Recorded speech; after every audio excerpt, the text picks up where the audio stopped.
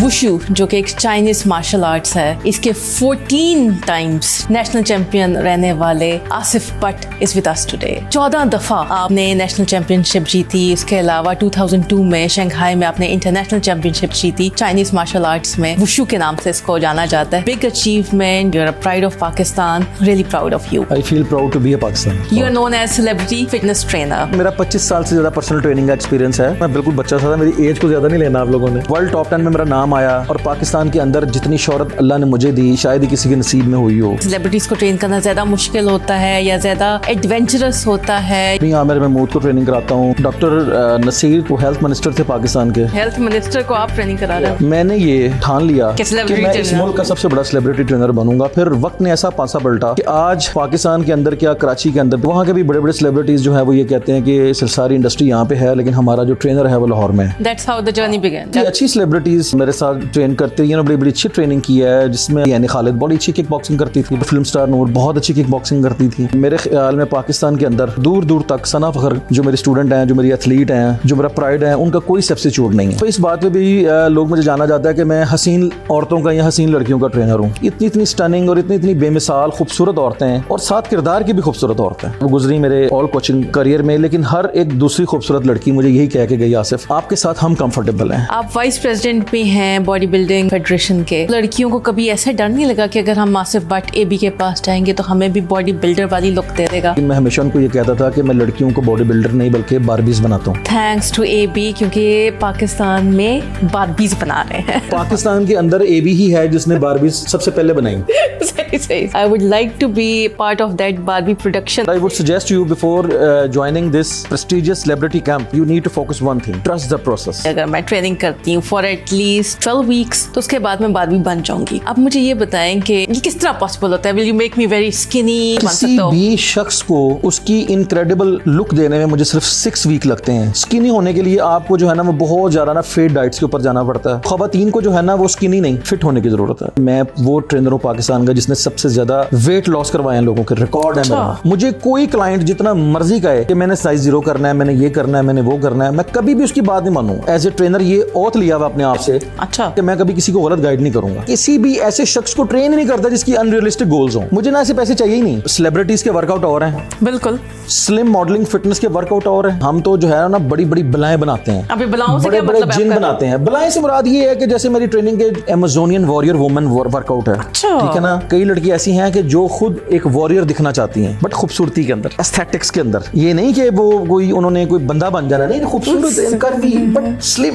तगड़ी लड़कियां। आपकी लाइफ का मंत्रा क्या है? मेरी जो लाइफ है उसका जो मंत्रा है वो बड़ा सिंपल सा है। मैं कहता होता हूँ कि I get hit, I hit back, this is my life. मैंने प्राइवेट क्लास तो किए ही किए। मैंने पाकिस्तान आर्मी की कोचिंग की, मैंने एलीट फोर्स की कोचिंग की, बिग अचीवमेंट। पाकिस्तान रेलवेज का कोच बना, वापडा की कोचिंग की। ये भी आपकी जर्नी में बिगेस्ट सपोर्ट कौन थी? पहले मेरी वालदा, जिनकी दिन रात की दुआओं से मैंने मुकाम हासिल किया। इधर मेरे मुकाबले होते थे वुशु के और उधर मेरी माम जाए नमाज पे सोया करती थी। मेरे जो कोलीग्स खिलाड़ी थे वो कहा करते थे कि यार आसिफ अपनी अम्मी से ना हमारे लिए दुआ करा दिया करो। उनकी दुआ में इतना असर है कि आप कभी हारते ही नहीं हो, आते हो जीत जाते हो, आते हो नेशनल चैंपियन बन जाते हो। जिंदगी में कभी मौसन कुशी नहीं की। मौसनों को हमेशा अपने माथे का झूमर बना के रखा, अपने सर का ताज बना के रखा। ब्यूटीफुल इंस्पिरेशन कोई तो रही होगी। समनाबाद से मेरा ताल्लुक था। पूरे लाहौर के लिए जो सबसे बड़ी इंस्पिरेशन थे ना उनका नाम था सुल्तान अहमद। एशिया के तो कम से कम और लेकिन दुनिया की हसीन तरीन बॉडी बिल्डर्स में से एक थे। जावेद इकबाल भट्ट साहब, मेरे बहुत से नेशनल टाइटल जो मैंने जीते हैं उनके पीछे उनका हाथ है। अली सईद को मिलने के बाद मुझे यूं लगा कि मैं एक क्लीन शेव आलम से मिलके आ गया। आलम वो नहीं होता जिसकी दाढ़ी होती है। क्या लगता है पीक क्या था?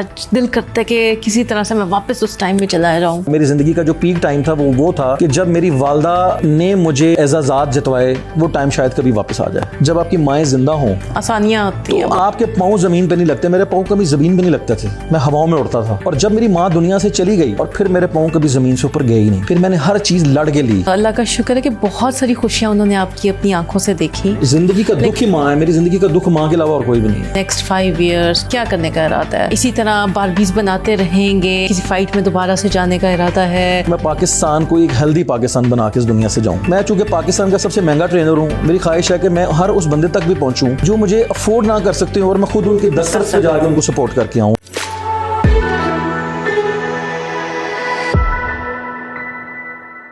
हाय viewers, this is Nadia Sajid. Wushu जो कि एक चाइनीज मार्शल आर्ट्स है, इसके 14 टाइम्स नेशनल चैंपियन रहने वाले Asif Bhatt is with us today. अस्सलाम वालेकुम आसिफ, टू द शो। वालेकुम अस्सलाम, good to see so good to have you here. Thank you so much. 14 दफ़ा आपने नेशनल चैम्पियनशिप जीती, इसके अलावा 2002 में शंघाई में आपने इंटरनेशनल चैम्पियनशिप जीती चाइनीज़ मार्शल आर्ट्स में। बिल्कुल। वुशु के नाम से इसको जाना जाता है। Am I saying it right? Yes, Wushu. exactly. Yeah. Sahi. Many congrats on that. Thank you so much. It's a big achievement और you're a pride of Pakistan. Really proud of you. I feel proud to be a Pakistani. उसके अलावा फिर उसके बाद आप fitness trainer बने and you are known as celebrity fitness trainer. जी। Again big achievement. बहुत सी सेलिब्रिटीज़ इंपॉर्टेंट जो हमारी यहाँ पे इर्द गिर्द हैं उन सबको आपने ट्रेनिंग दी और आज जो हमें बहुत अच्छी फिट नज़र आते हैं लोग, उन सब में आपका भी बहुत हिस्सा है। अल्हम्दुलिल्लाह। उसके बाद आप वाइस प्रेसिडेंट हैं पाकिस्तान बॉडी बिल्डिंग फेडरेशन के, वो भी एक नया अलग से चैप्टर है। बहुत कुछ कर रहे हैं आप। बात शुरू करते हैं सेलिब्रिटी ट्रेनिंग से। जी। सबसे इंटरेस्टिंग टॉपिक जी। इसके अंदर कैसे आपने अपना काम शुरू किया एंड यू रियलाइज्ड कि यू कैन ट्रेन सेलिब्रिटीज। किस तरह का ये आपका रहा? कैसे सेलिब्रिटीज़ को ट्रेन करना ज़्यादा मुश्किल होता है या ज़्यादा एडवेंचरस होता है या ज़्यादा कह सकते हैं उसमें चैलेंज होता है? कैसा रहा ये आपका सबका जो है जर्नी है? बहुत ज़बरदस्त जी। मैं थोड़ा सा ये वाक़या आपको बयान करता हूँ कि आज से कोई 10-12 साल पहले की बात है। मेरी फियांसी ने मुझे ये कहा कि आप उस वक्त मेरा एक पेज था पाकिस्तान के अंदर ना, उसका नाम था Asif Bhatt celebrity fitness trainer. तो उन्होंने मुझसे कहा कि आप ये बताएं कि आप कौन कौन सी सेलिब्रिटी को ट्रेनिंग कराते हैं। मैंने उनसे कहा जी कि मैं मियां आमिर महमूद को ट्रेनिंग कराता हूँ, मैं एक DIG हैं अब्दुल कदीर भट्टी, उनको ट्रेनिंग कराता हूँ, एक और गुलाम मुर्तज़ा मलिक, उस वक्त के उससे पहले की बात है IG पंजाब हुआ करते थे सरदार मोहम्मद चौधरी। मैं उनको ट्रेनिंग कराया करता था। तो फिर उस वक्त के डॉक्टर नसीर नाम था शायद उनका, वो हेल्थ मिनिस्टर थे पाकिस्तान के। अच्छा। उनको ट्रेनिंग कराता था। सोचे हेल्थ मिनिस्टर को आप ट्रेनिंग करा रहे हैं। बिल्कुल। तो उस वक्त और भी काफ़ी प्रोफेशनल मिनिस्टर थे, माइंस के मिनिस्टर थे, उनको ट्रेनिंग कराता था, टूरिज़म के मिनिस्टर थे। इस तरह से मैं मतलब लोगों को ट्रेनिंग कराता था। उन्होंने मुझसे कहा कि ये तो जो आप लोगों को ट्रेनिंग कराते हैं, ठीक है, ये तो हैं सारे एलीट्स, तो आप तो सेलिब्रिटी ट्रेनर नहीं हैं। सेलिब्रिटी तो फिर नॉन बाय द मतलब के स्टार्स, मीडिया आइकॉन्स। तो मैं उसको उस बात का जवाब नहीं दे सका। बिल्कुल। तो उन्होंने कहा कि आप फ़ौरन जो है ना, ये थोड़ा सा मुझे ऐसे लग रहा है कि थोड़ी सी गलत बयानी है ख़ुद के साथ भी और लोगों के साथ भी। मैंने फ़ौरन उस चीज़ को तस्लीम किया। मैंने कहा but I have great wish to become a celebrity personal trainer. तो खैर वो उस दिन मेरी ज़िंदगी का एक बहुत टर्निंग पॉइंट था, एक तकलीफ़ दे दिन था। मैंने अपने पेज के ऊपर से वो Asif Bhatt celebrity fitness trainer को ख़त्म करके आसिफ भट्ट फ़िटनेस ट्रेनर कर दिया। अच्छा। बट वो बात उस वक्त तो ख़त्म हो गई, बट इस दिल से नहीं गई, दिल में रही। और फिर उस बात की तकलीफ़ को लेके, उस बात की रियलिटी को तस्लीम करके मैंने ये जो है ना वो फिर ठान लिया कि मैं इस मुल्क का सबसे बड़ा सेलिब्रिटी ट्रेनर बनूंगा। फिर वक्त ने ऐसा पासा पलटा कि आज पाकिस्तान के अंदर क्या, कराची के अंदर भी आपको पता है कि कराची के अंदर बहुत बड़ा मीडिया इंडस्ट्री कराची के अंदर है। तो वहाँ के भी बड़े बड़े सेलिब्रिटीज़ जो हैं वो ये कहते हैं कि सारी इंडस्ट्री यहाँ पे है, लेकिन हमारा जो ट्रेनर है वो लाहौर में है। सो इस तरह कराची से भी सेलिब्रिटीज़ आते रहते हैं, लाहौर आते हैं, हमारे पास आके ट्रेनिंग करते हैं। That's how the journey began. Yes, journey began. So तो बात बताने का मकसद ये है कि एक बात को जब आप दिल पे ले लेते हैं ना और आप ठान लेते हैं कि मैंने ये करनी है, तो फिर कुदरत भी आपके साथ मिल जाती है। बिल्कुल बिल्कुल। आपके ख्वाब को पूरा करने के लिए। जी। AB के नाम से आप जाने जाते हैं, बड़ा ज़बरदस्त वो इनिशियल से है वो AB। लोगों का दिया नाम है जी। अच्छा। लोगों का दिया हुआ नाम है। सेलिब्रिटी की बात कर रहे हैं तो मुझे ये बताएं कि फेवरेट सेलिब्रिटी जिसको ट्रेन करने का सबसे ज़्यादा मज़ा आया। नॉट दैट के फेवरेट सेलिब्रिटी की सबसे ज़्यादा खूबसूरत कौन थी, बट इसको ट्रेन करने का सबसे ज़्यादा मज़ा आया हो आपको? काफ़ी अच्छी सेलिब्रिटीज़ मेरे साथ ट्रेन करते हैं, बड़ी बड़ी अच्छी ट्रेनिंग की है। जिसमें आप कह लें कि एक सिंगर थी यानी खालिद, बड़ी अच्छी किक बॉक्सिंग करती थी। बहुत अच्छी एथलीट थी। और नूर बहुत अच्छी किक बॉक्सिंग करती थी, हमारी जो एक्ट्रेस थी नूर, फिल्म स्टार नूर, बहुत अच्छी किक बॉक्सिंग करती थी। अच्छा। फिर बहुत अच्छा जो है ना होलिस्टिक वर्कआउट में जो है वो सईदा इम्तियाज़ का बड़ा नाम है, बड़ा अच्छा वर्कआउट करती है। बट अगर आप मुझसे सच में पूछें तो मेरे ख्याल में पाकिस्तान के अंदर दूर दूर तक सना फ़खर जो मेरे स्टूडेंट हैं, जो मेरी एथलीट हैं, जो मेरा प्राइड है, उनका कोई सब्स्टिट्यूट नहीं है। अच्छा। यस। अच्छा, ज़्यादा आपके वैसे फीमेल्स की ज़्यादा ही आपके वो हैं क्लाइंट्स हैं, उसकी कोई ख़ास वजह? फ़ीमेल की जो ख़ास वजह है जी, फ़ीमेल को ट्रेनिंग कराने की जो ख़ास वजह है वो मुझे खुद समझ नहीं आई आज तक। बट बहुत बड़ी जो अल्ट्रा लीड क्लास है की जो कम्युनिटी है, वहाँ पे इस बात पे भी लोग मुझे जाना जाता है कि मैं हसीन औरतों का या हसीन लड़कियों का ट्रेनर हूँ। तो जब भी कोई लड़की या कोई लड़का मुझे उसको कांटेक्ट करते हैं तो वो ये ज़रूर कहते हैं कि जी आप मतलब कि जो है ना एक्स्ट्राऑर्डिनरी खूबसूरत औरतों के ट्रेनर हैं। हाँ। और आज तक मैं आपको बताऊं एक बात, मैंने जितनी ख़वातीन को ट्रेनिंग कराई, इसमें कोई शक नहीं है कि वो शायद हज़ारों में से एक थी। उस वक्त वो हज़ारों में एक थी। इतने इतने खूबसूरत चेहरे गुजरे, इतनी इतनी स्टनिंग और इतनी इतनी बेमिसाल खूबसूरत औरतें, और साथ किरदार की भी खूबसूरत औरतें, ठीक है, वो गुजरी मेरे ऑल कोचिंग करियर में। लेकिन हर एक दूसरी खूबसूरत लड़की मुझे यही कह के गई, आसिफ आपके साथ हम कंफर्टेबल हैं। हाँ। आपकी आंखों के अंदर हमें जो है ना वो अपनायत नज़र आती है, एक कॉन्फिडेंस नज़र आता है, एक रिस्पेक्ट नज़र आती है। तो मुझे मेरा ख्याल है कि सारों का एक मजमूई कमेंट्स की मैं कैलकुलेशन करूं तो एक लफ्ज़ जो हमेशा हर लड़की ने मुझे कहा वो ये था कि आसिफ हम आपके साथ, एबी हम आपके साथ कंफर्टेबल हैं। अच्छा, आप वाइस प्रेसिडेंट भी हैं बॉडी बिल्डिंग फेडरेशन के, सो लड़कियों को कभी ऐसा डर नहीं लगा कि अगर हम आसिफ भट्ट एबी के पास जाएंगे तो हमें भी बॉडी बिल्डर वाली लुक दे देगा? देखिए, जो लोग मुझे सोशल मीडिया से जानते हैं और जिन्होंने मुझे लाइव नहीं देखा, लेकिन जब वो मुझे लाइव देखते हैं तो आजकल तो मैं थोड़ा छोटे फ्रेम में हूँ, स्मॉल फ्रेम में हूँ थोड़ा, बट मेरा फ्रेम बहुत बड़ा था बॉडी का। सो मैंने I invest a lot of in my body.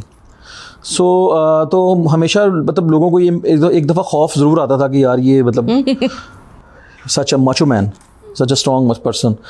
तो डेफिनेटली मुझे लोग जो है वो ज़रूर ये सोचते भी होंगे, कुछ दबे दबे लफ्ज़ों में, लाइटर नोट में कह भी देते थे। तो लेकिन मैं हमेशा उनको ये कहता था कि मैं लड़कियों को बॉडी बिल्डर नहीं बल्कि बारबीज़ बनाता हूँ।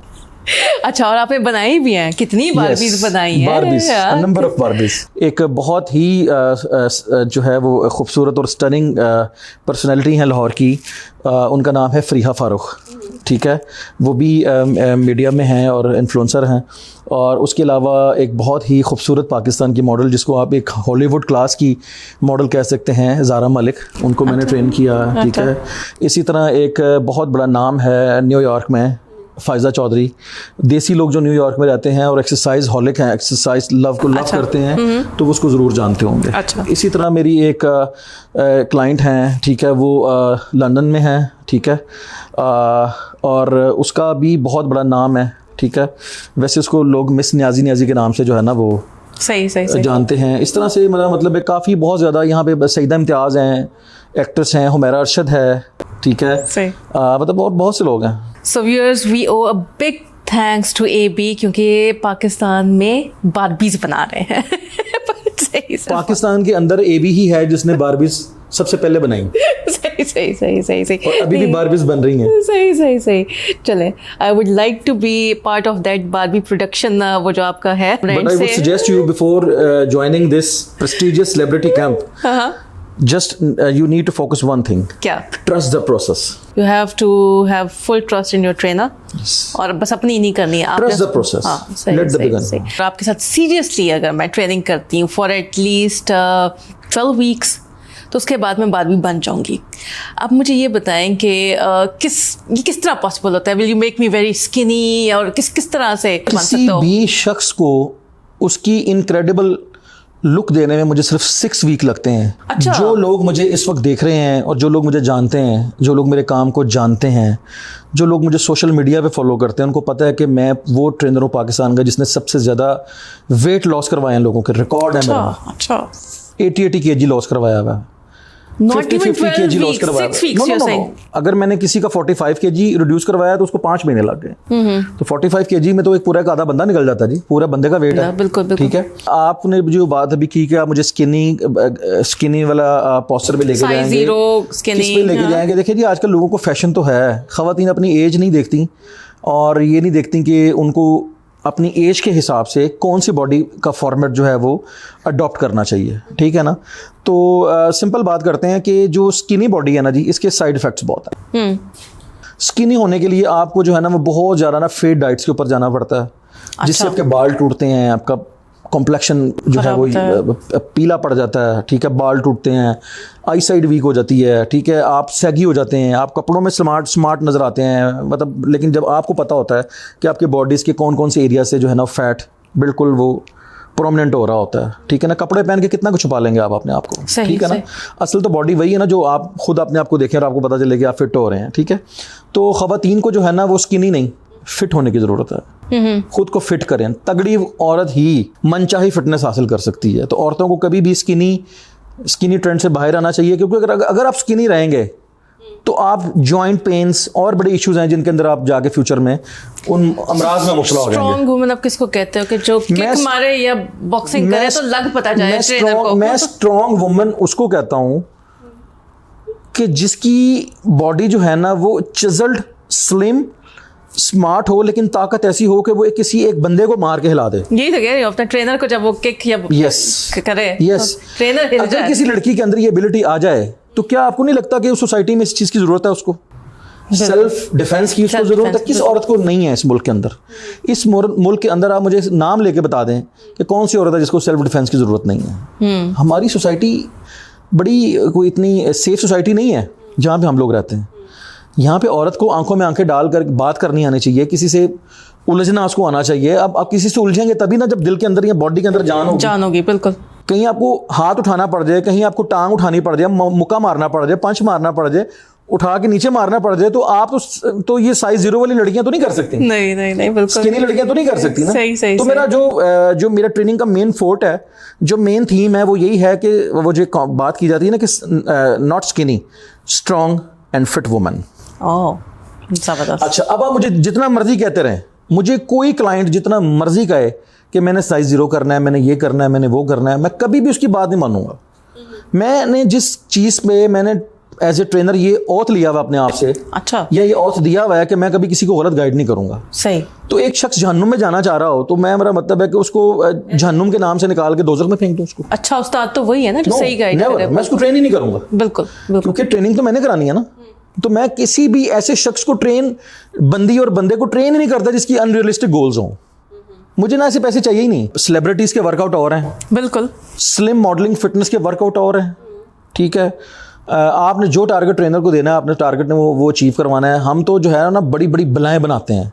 अभी बलाओं से क्या मतलब जिन बनाते हैं। बलाएं से मुराद ये है कि जैसे मेरी ट्रेनिंग के कई कोर्स ऐसे हैं जिसके अंदर एमेजोनियन वॉरियर वुमन वर्कआउट है। अच्छा। ठीक है ना। अब कई लड़की ऐसी हैं कि जो खुद एक वॉरियर दिखना चाहती हैं, बट खूबसूरती के अंदर, एस्थेटिक्स के अंदर। सही। ये नहीं कि वो उन्होंने कोई बंदा बन जाना, नहीं, खूबसूरत कर्वी बट स्लिम तगड़ी लड़कियां। बिल्कुल। तो जो जिन हम बनाते हैं, अब वो जिन बनाने की बड़ी शक्लें हैं। कई मैंने पाकिस्तान के अंदर ऐसी एस्थेटिक बॉडीज बनाई हैं जो शायद कभी पाकिस्तान में से पहले, मेरे कोचिंग से पहले कभी नहीं बनी थी। लोगों ने बॉडी बिल्डर बनाया, लेकिन एस्थेटिक मेल नहीं बनाया, वो मैंने बनाया सबसे पहले पाकिस्तान के अंदर। अच्छा, सही। तो जिन से मुराद भी यही है कि वो जिन के जो फिर one of the strongest man हो और one of the fittest man. So जिन बनाते हैं, बलाएं बनाते हैं, बारबी बनाते हैं। बारबीस। सही। और इन सब का मिक्सचर बना लें तो क्या बनाते हैं? फिर तो जो है ना, काश मैं आपको एक बात बताऊं, मुझे हमेशा ये हसरत रही है, मेरी ज़िंदगी की ख्वाहिश रही है कि मैं आज तक एंटायर मेरा 25 साल से ज़्यादा पर्सनल ट्रेनिंग का एक्सपीरियंस है। मैं बार बार ये कह रहा हूँ कि मैं बिल्कुल बच्चा सा था, मेरी एज को ज़्यादा नहीं लेना आप लोगों ने। मैं छोटा सा था तब से मैं इस फील्ड में हूँ। 25 साल से ज़्यादा मेरा एक्सपीरियंस है, शायद वो 28 साल का भी हो सकता है, ठीक है, पर्सनल ट्रेनिंग का। तो वर्ल्ड टॉप 10 में मेरा नाम आया और पाकिस्तान के अंदर जितनी शोहरत अल्लाह ने मुझे दी शायद ही किसी के नसीब में हुई हो। मैं चाहता हूँ कि और लोग भी इस माइलस्टोन को अचीव करें और मशहूर हों, ठीक है ना। आपने भी एक बात की कि बलाएं, जिन और बारबीज के दरमियान में आपको अगर कोई चीज़ बनाने को मिले तो आप क्या बनाएंगे? तो फिर जो हम क़यामत ही बना सकते हैं। कोई ऐसी बॉडी बना सकते हैं कि जो क़यामत ढा दे। जबरदस्त, ठीक है ना। तो मैं चाहता हूँ कि मुझे ऐसे लोग मिलें जो आज तक 25 साल से ज़्यादा मेरा पर्सनल ट्रेनिंग का एक्सपीरियंस है, तो मुझे दुनिया जो है वो डिस्कवर कर सकी है सिर्फ 35-40%। अभी 60-65% मैं हूँ, अभी 65% मैं डिस्कवर नहीं हुआ। तो मुझे चाहिए ऐसे लोग जो मुझे डिस्कवर करें। सही। और फिर अब क़यामतें ढाऊंगा। सही। जबरदस्त। ये भी यहाँ आपसे इंटरव्यू स्टार्ट करने से पहले जब लाइटर नोट बात हो रही थी, आपने बताया अपने एक लाइफ का मंत्रा जो मुझे बहुत अच्छा लगा, एंड आई वुड लाइक कि वो आप व्यूअर्स को बताओ कि आपकी लाइफ का मंत्रा क्या है। मेरी जो लाइफ है ना जी, वो एक फ़ाइटर की लाइफ है। और फाइटर वो नहीं होता कि जो रिंग में लड़ता है, फाइटर वो होता है जो हालात से लड़ता है, So जो right, ज़िंदगी से लड़ता है, बिल्कुल। जो ज़िंदगी के नशीब व फराज से लड़ता है। मैं थोड़ा सा एक चीज़ आपको बता दूं कि अक्सर आपने देखा होगा कि रिंग फाइट के अंदर, वो बॉक्सिंग हो, वो MMA हो, वो मार्शल आर्ट्स हो, हाँ, जब एक फ़ाइटर दूसरे फाइटर को पंच या किक मार के गिराता है ना, तो वो फाइटर उस वक्त नहीं हारता जब वो गिरता है। जब वो गिर के दोबारा उठने से रिफ्यूज़ कर दे, असल हार उसकी तरफ होती है। हाँ, सही। ज़िंदगी में इंसान बार बार गिरता है, उसको हालात के मुक्के लगते हैं, हालात की किक्स लगती हैं, ठीक है, ठीक है। लेकिन जो फिर हिम्मत हार जाए, हार उसकी हो जाती है, जो दोबारा खड़ा हो जाए वो फिर जीतता है। तो इसी तरह मेरी जो लाइफ है उसका जो मंत्र है ना, वो बड़ा सिंपल सा है। मैं कहता होता हूँ कि I get hit, I hit back, this is my life, simple. बिल्कुल, या तो आप गिर जाओगे या you have to get up and hit back. बिल्कुल। Hasif, any regrets in life? आपकी इतनी ज़बरदस्त मज़े की जर्नी है ट्रेनिंग को लेके और ये वुशु का चैम्पियनशिप को लेके और सब कुछ, तो इस सब में कोई रिग्रेट्स हैं लाइफ में? लाइफ में वैसे तो लाइफ मेरी जो है वो फुल ऑफ अचीवमेंट्स है, बट जहाँ पे रिग्रेट है वहाँ तो बड़े स्वेयर किस्म के रिग्रेट है। अच्छा। वो उसमें से आप ये कह सकती हैं कि मुझे ज़िंदगी के अंदर बहुत बार बाहर के मुल्क में सेटल होने की ऑप्शन मिली जॉब की सूरत में, personal trainer, as a personal trainer. बिल्कुल। कुछ मेरे दोस्त मेरी ज़िंदगी में ऐसे आए हैं जिनमें अगर मैं उनका 2 लोगों का नाम नहीं लूँगा तो बड़ा मतलब अनजस्टिफाई होगा। उनमें मेरे दोस्त हैं नुमान, वो कनाडा में होते हैं, बहुत सालों से एफर्ट कर रहे हैं कि मैं कुछ वहाँ पे आऊँ।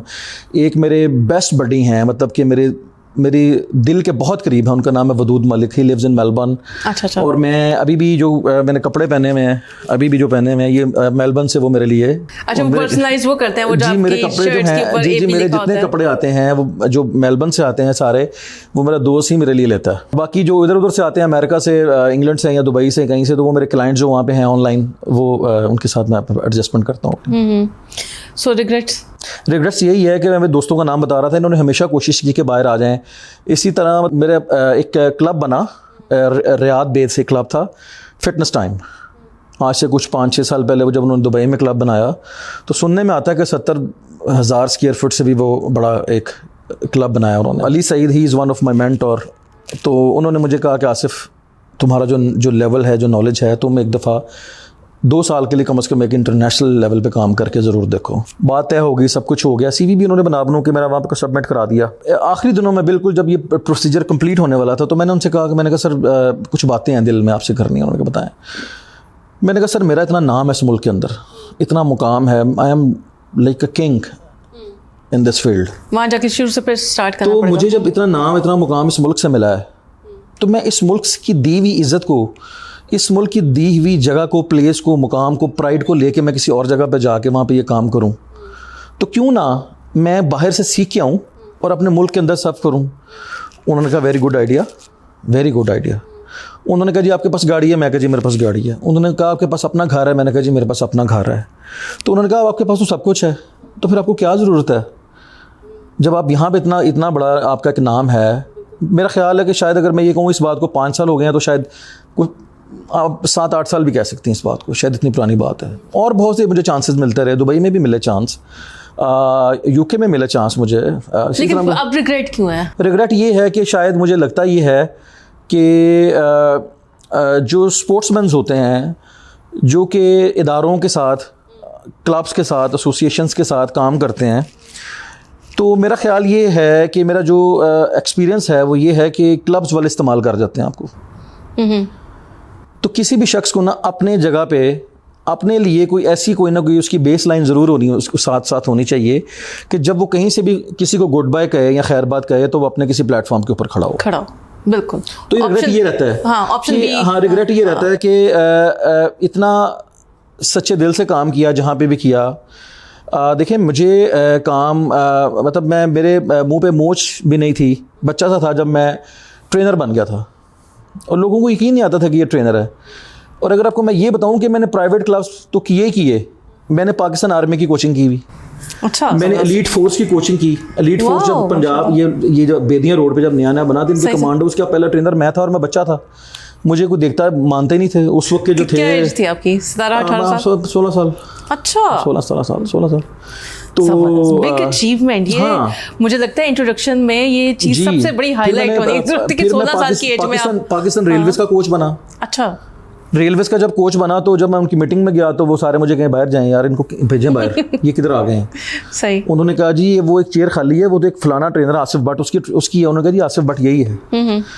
तो अनवर शाह साहब होते थे उस वक्त के रेलवे के स्पोर्ट्स के सेक्रेटरी। तो वो बड़े उन्होंने प्यार से मुझे बताया, कहते बेटा यकीन नहीं आ रहा, आप इतने छोटे से हो तो आपको आप नॉमिनेटेड हुए हैं। इस तरह से फिर मैं लाइक वापडा की कोचिंग की, पंजाब यूनिवर्सिटी की कोचिंग की। अच्छा, हाँ, प्राइवेट क्लास में मैंने मतलब I took start my career from the divisional public school model town DPS। तो मैं हमेशा कहता होता हूँ तो ये मॉडल टाउन जो है ना, मॉडल टाउन ये एक ऐसी जगह है जिसने मुझे ज़िंदगी के अंदर एक किक दी थी। ये भी आपकी जर्नी में क्या लगता है बिगेस्ट सपोर्ट कौन थी?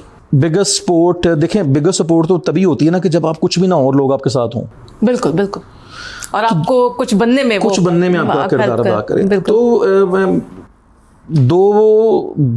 पहले मैं दो बुनियादी लोगों का जिक्र करूंगा। पहले मेरी वालदा, अल्लाह उनको गरीक़ रहमत करे, जिनकी दिन रात की दुआओं से मैंने मुकाम हासिल किया।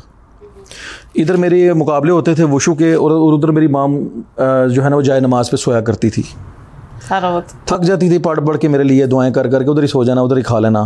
हाँ, इतना शौक था उनको आपको। और जब मैं मुकाबले में जाता था तो मेरे जो हरीफ खिलाड़ी हैं और मेरे जो कोलीग्स खिलाड़ी थे वो कहा करते थे कि यार आसिफ अपनी अम्मी से ना हमारे लिए भी दुआ करा दिया करो। उनकी दुआ में इतना असर है कि आप कभी हारते ही नहीं हो, आते हो जीत जाते हो, आते हो नेशनल चैंपियन बन जाते हो। तो इतना बिलीव, मेरा तो बिलीव था ही था, उनका बहुत बिलीव था। तो मेरे जो बचपन में दोस्त होते थे, हम थोड़े से बड़े हुए तो दोस्तों ने कहना शुरू कर दिया कि यार आप जो है ना वो थोड़ा सा जो है ना कभी कोई जाके ना ये जो दाता दरबार है यहाँ पे भी कभी जाके ना कोई सलाम कर लिया करें, कोई बड़ा अच्छा होता है, बरकत पड़ती है ऐसे। तो मैंने उनसे कहना कि यार माइंड ना करना, मैं इन सब बुज़ुर्गों का, इन सब चीज़ों का बड़ा एहतराम करता हूँ, बट मेरी सबसे बड़ी बुज़ुर्ग मेरी माँ है।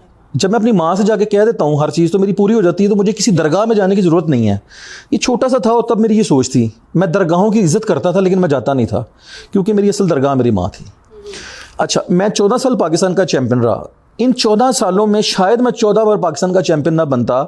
मेरा बचपन का दोस्त जिसका नाम बिलाल अहमद भट्ट है, वो अगर मेरे साथ उन मुकाबलों में खड़ा ना होता, मैं उसे कहता होता था बिलाल अगर तू ना आया इधर।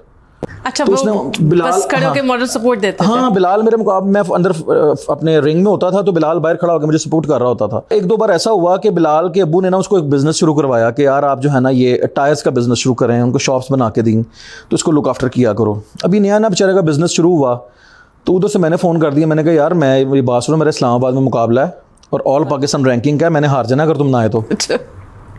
लकी चाम था बिलाल हाँ, बिलाल जो था ना वो मेरी ताकत थी। मैंने उससे कहना कि बिलाल ने जनाब अपने अब्बू को बताए बगैर शॉप्स बंद की और पूरे एक हफ्ते के लिए इस्लामाबाद आ गया। अच्छा, वो मुकाबला भी मैं जीता। अच्छा, बाप ने घर से निकाल दिया। इस बात पे नहीं कि तू क्यों आसिफ के लिए गया, इस बात पे गया कि बेटा बिजनेस इतना पैसा लगा के आपको शुरू कराया तो आपने बिजनेस ही बिठा दिया हमारा। एक वीक पूरे वीक के लिए स्टार्ट ही हुआ था उसका बिजनेस। ठीक है, दिन रात जाहिर है वो मेरे साथ था। फिर वो एक बार नहीं को 2 से 3 बार अपने घर से निकला। उनके वालिद मुझसे भी बड़ा प्यार करते थे और उनके वालिद मुझे भी बहुत सपोर्ट करते थे। इसी तरह मेरी ज़िंदगी के अंदर एक मेरे अजीज़ हैं जिनका नाम है जमशेद कैसर और उनकी वाइफ फ़ाखरा जमशेद। ये वो लोग हैं जिनको नाम लिए बगैर मेरी ज़िंदगी मुकम्मल नहीं होती। हाँ। मेरा एक दोस्त था, फोत हो गया, इमरान हुसैन भट्टी, वो दिन रात मेरे लिए दुआएँ करता था। तो ये वो भी कोई आम आदमी नहीं था, वो भी लाहौर की एक बहुत बड़ी फैमिली का चश्मो चराग था। समहाउ उनकी डेथ हो गई। तो ये वो लोग हैं जो मेरी ज़िंदगी के अंदर जो है ना वो बिगेस्ट सपोर्ट रहे हैं। जब मैं कुछ नहीं था, ये मुझे बनाने वाले, ये मुझे उठाने वाले, मुझे हर लेवल के ऊपर सपोर्ट करने वाले। ज़िंदगी में मैंने हर लेवल की सपोर्ट लोगों से ली है, लेकिन मैंने कभी किसी से माली सपोर्ट नहीं ली। माली सपोर्ट मैंने कभी किसी से नहीं ली। बिल्कुल। मुझे लगता है कि सम टाइम ना आपको अखलाकी सपोर्ट की ज़रूरत होती है। बिल्कुल बिल्कुल। एंड यू वर लकी कि इतने ज़बरदस्त सपोर्ट करने वाले आपकी लाइफ में मौजूद थे। जी, मैं बहुत खुश नसीब रहा हूँ कि मुझे बचपन में स्पोर्ट्स में बड़ी सपोर्ट मिली। रियली मस्ट से कि बहुत कम लोग होते हैं जो सपोर्ट को याद रखते हैं। जी, सो यू आर ब्लेस्ड। मेरा ख्याल है कि मेरी कामयाबी जो है ना वो मैंने ज़िंदगी में कभी मौसम कुशी नहीं की। मोहसिनों को हमेशा अपने माथे का झूमर बना के रखा है, अपने सर का ताज बना के रखा है। Beautiful beautiful. मेरे जो मोहसिन हैं उनको हमेशा सर का ताज बना के रखा, और बुरे टाइम के जो दोस्त हैं उनको हमेशा अपना मान बना के रखा, और जो मेरे दुश्मन हैं उनको कभी दोस्त नहीं बनाया। अच्छा। और जो दोस्त हैं उनको दुश्मन नहीं बनने दिया। ज़बरदस्त। दोस्तों दुश्मन को कभी, अगर मैं ये समझता हूँ कि मेरी ज़िंदगी में कभी इतनी बड़ी सक्सेस ना आती अगर मैं दुश्मनों को भी दोस्त बनाने चल पड़ता। दुश्मन आपको आगे लेके जाते हैं, दुश्मन आपको मजबूर करते हैं ज़िंदगी में कामयाब होने के लिए।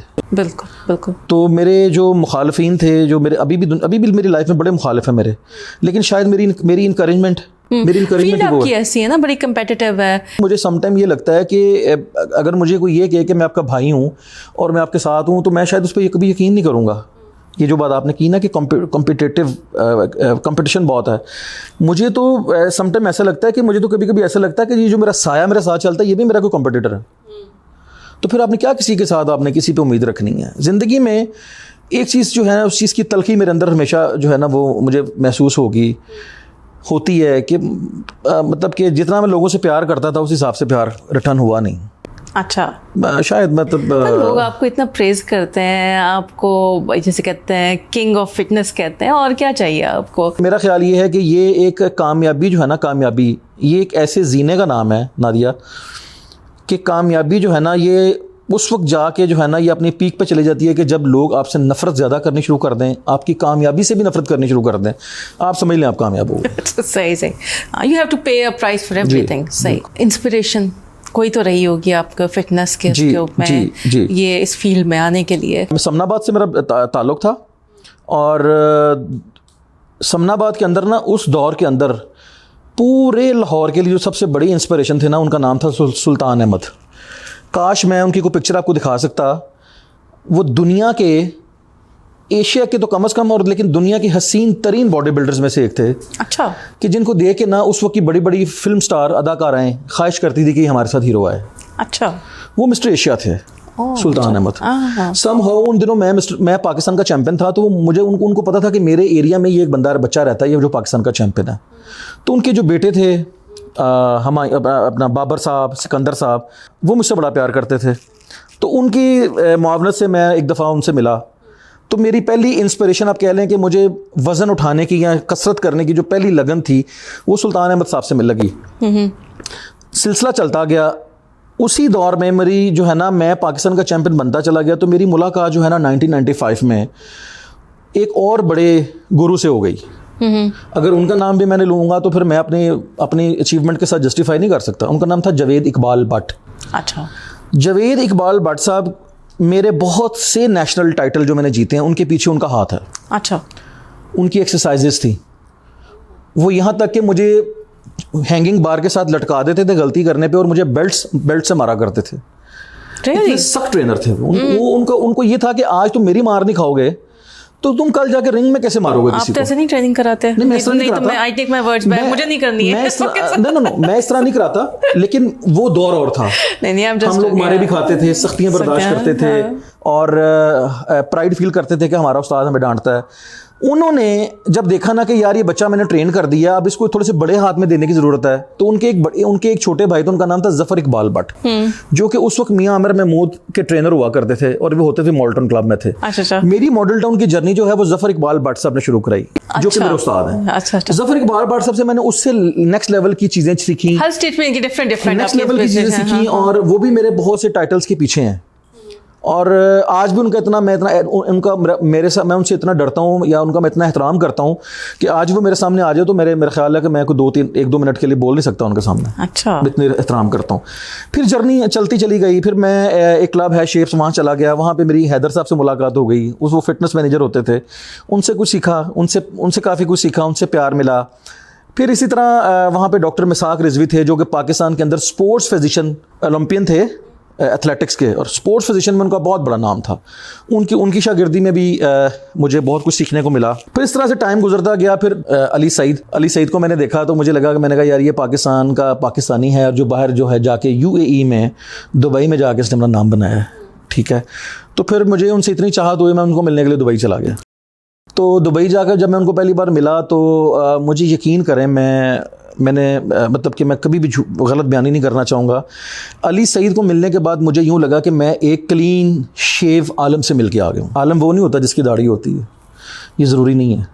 मैं एक ऐसे शख्स को मिला जिसका नाम अली सईद था, कि जो कि बिल्कुल नीट और क्लीन शेव था, लेकिन उसके अंदर से जो था ना एक दरवेशी थी, मुझे बड़ी इंस्पायर की। तो इस तरह से इंस्पिरेशन का सिलसिला चलता रहा। डिफरेंट स्टेज पे आपको डिफरेंट इंस्पिरेशंस मिलती रहती हैं। सही। इसी तरह मैं जब ये जो अभी रिसेंट मैंने जिस क्लब से छोड़ा है, जिस सुखचैन वेलनेस क्लब से, यहाँ पे मैं कभी भी ना आता। यहाँ पर मुझे लाने वाला एक लड़का था, वो सुल्तान अहमद साहब का बेटा था, सही। जफर सुल्तान। जफर सुल्तान अगर ना होता तो मैं कभी शायद सुखचैन में ना होता, और सुखचैन के अंदर मेरी इतनी अचीवमेंट्स ना होती, ना ये मेरा प्राइड होता, ना मैं इसका प्राइड होता। बिल्कुल। अच्छा, इफ यू लुक बैक एबी, तो क्या लगता है पीक क्या था? दिल करता है कि किसी तरह से मैं वापस उस टाइम में चला जाऊँ।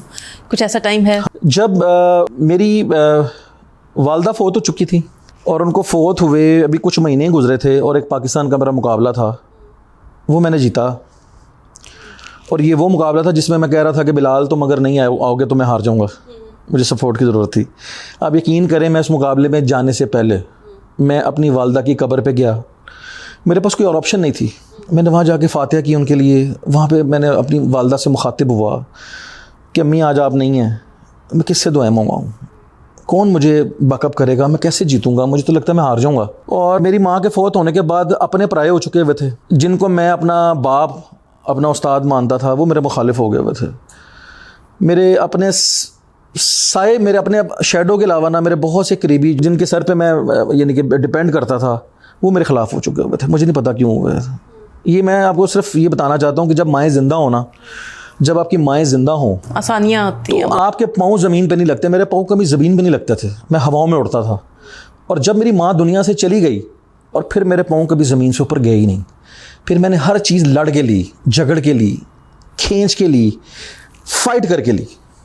मेरी ज़िंदगी का जो पीक टाइम था वो था कि जब मेरी वालदा ने मुझे एजाज़ात जतवाए। वो टाइम शायद कभी वापस आ जाए, जब आप उसमें के लिए जाते थे और वालदा पीछे दुआ कर रही थी। जब मेरी माँ के मुझे पता था कि मैं जाऊँगा, बड़े से बड़ा दुनिया का मुकाबला जीतूंगा, क्योंकि मेरी माँ बैठी हुई है। जब जीत के आते थे तो कैसी मेरी माँ रोती थी। अच्छा, मेरा माथा चूमती थी।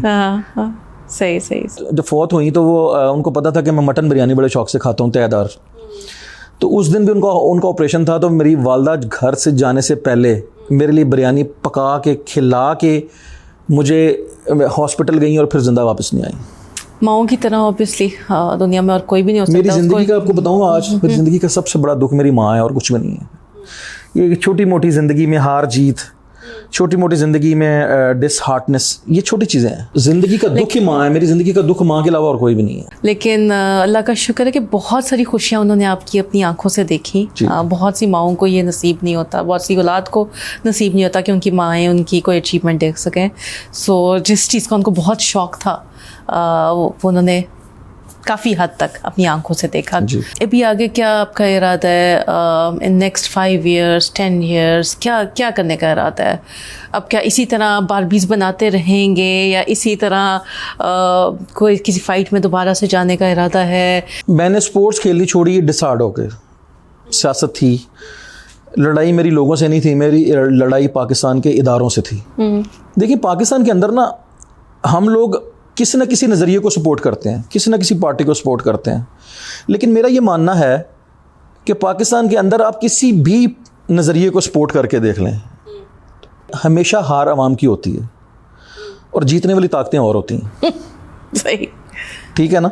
इसी तरह मैं अगर मैं अपनी ज़िंदगी के ऊपर आऊँ कि मैंने आइंदा क्या करना है, तो नादिया सच्ची बात यह है कि जब तक मेरी ज़िंदगी में मेरे अंदर जान है और जब तक मैं हरकत कर सकता हूँ, तब तक तो मेरी ये ख्वाहिश है कि मैं पाकिस्तान को एक हेल्दी पाकिस्तान बना के इस दुनिया से जाऊँ।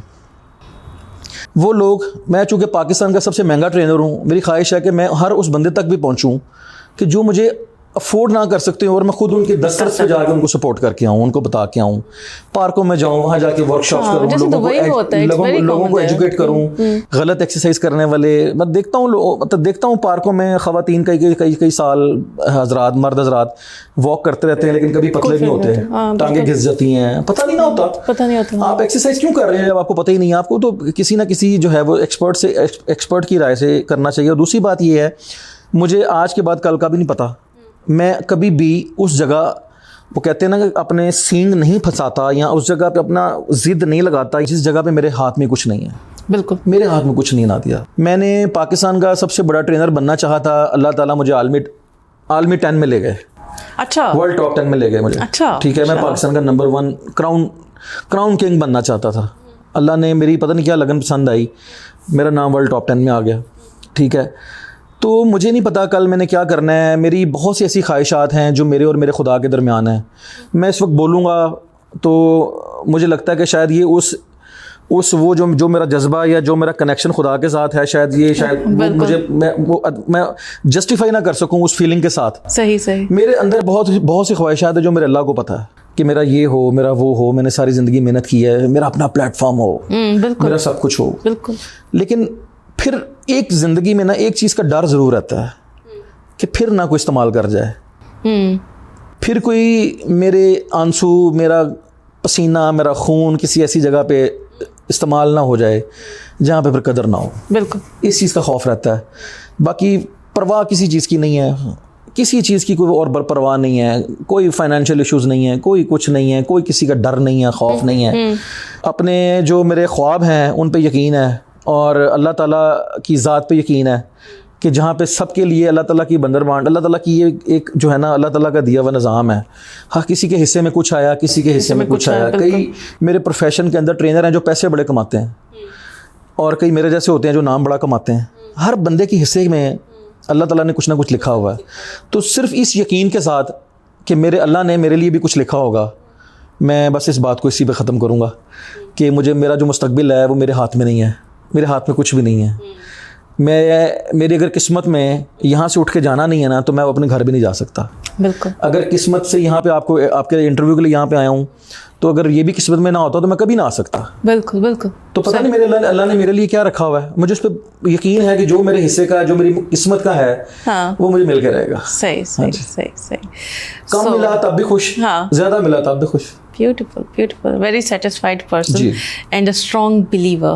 आपका अल्लाह पे इतना बिलीफ है कि वो जो भी करेगा आपके लिए अच्छा करेगा। Beautiful. बुरे से बुरे हालात में कभी नहीं घबराया। सही। कभी नहीं घबराया। अल्लाह ताला ने एक ऐसी शख्सियत दी है मुझे कि मैं हमेशा जब भी गिराऊं उससे डबल स्पीड पे उठाऊं। फिर ओवरकम किया है, फिर संभाला अपने आप को। मुझे ज़िंदगी में कई जिस्मानी चोटें लगी जो कोई डॉक्टर ठीक नहीं कर सका। 1.5 साल मैं इंजर्ड रहा हूँ, वो मैंने खुद ठीक की। वो फाइटिंग के दौरान जी, वो मैंने खुद अपनी स्पोर्ट्स इंजरीज भी मैंने हमेशा खुद ठीक की। तो जिस बंदे को पता अपने आप को ठीक करना आता हो, रूहानी तौर पे भी, सही, जिस्मानी तौर पे भी, ठीक है ना, तो मेरा ख्याल है कि फिर कोई चीज़ मुश्किल नहीं होती।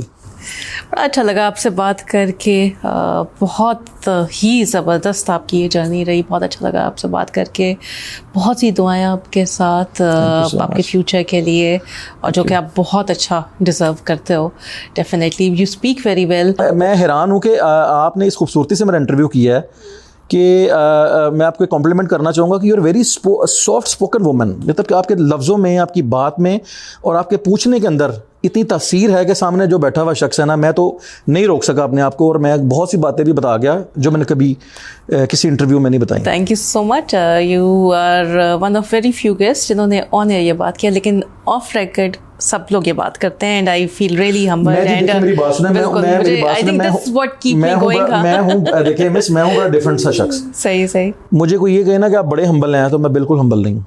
मेरी हम्बल पर्सनैलिटी नहीं है, आई एम सॉरी। शायद ही मेरा बहुत बड़ा मेरी शख्सियत का डिसएडवांटेज। बट मैं ये कहता हूँ कि तारीफ मुंह पे करें।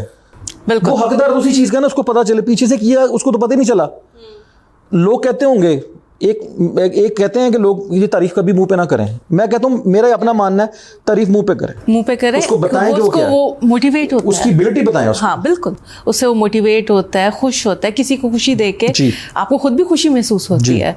सो किसी का दिन अच्छा कर दो, किसी की लाइफ अच्छी कर दो, किसी को मोटिवेट कर दो, इससे ज्यादा अच्छी और क्या बात हो सकती है। मैं कहता हूँ कि जो लिव वेल ये पाकिस्तान के अंदर एक बड़ा ज़बरदस्त कॉन्सेप्ट लेके आप आई हैं। ये इतना डिफरेंट कॉन्सेप्ट है, और मैं देखता हूँ कि पाकिस्तान के जो बड़े बड़े जो स्टार्स हैं, जो बड़े बड़े सेलिब्रिटीज़ हैं, ठीक है, बड़े बड़े मीडिया आइकॉन, बड़े बड़े डिफरेंट शोबे के जो बड़े बड़े लोग हैं वो आपके साथ आके बैठते हैं। तो मज़े की बात यह है कि फिर आप उनको हेल्थी एक्टिविटी अडॉप्ट करने का भी कहती हैं। ये सबसे अच्छी बात है लिव वेल चैनल की। बिल्कुल बिल्कुल। तो मुझे बहुत अच्छा लगा आप लोगों से बात करके। सेम है, बहुत खुशी।